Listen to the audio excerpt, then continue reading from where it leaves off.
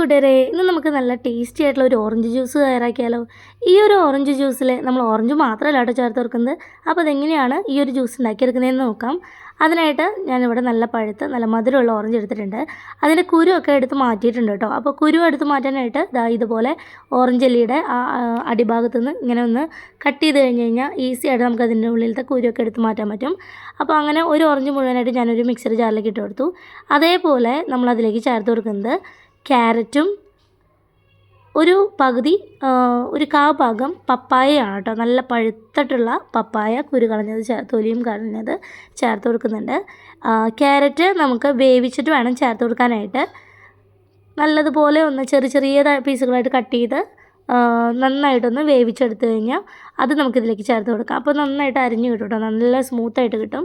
പിന്നെ അതിലേക്ക് ഓരോരുത്തരുടെയും ആവശ്യത്തിനനുസരിച്ചിട്ട് മധുരം എന്തോരം വേണമെന്നുള്ളതിനനുസരിച്ചിട്ട് പഞ്ചസാര ചേർത്ത് കൊടുക്കാം. ഇപ്പോൾ പഞ്ചസാര ചേർത്ത് കൊടുത്തിട്ടില്ലെങ്കിലും കുഴപ്പമൊന്നുമില്ല. അത് നിങ്ങൾക്ക് ഈ ഒരു ജ്യൂസ് അടിച്ചെടുത്തതിന് ശേഷം മധുരത്തിന് വേണ്ടിയിട്ട് തേൻ ചേർത്ത് കൊടുക്കണമെങ്കിൽ തേനും ചേർത്ത് കൊടുക്കാം.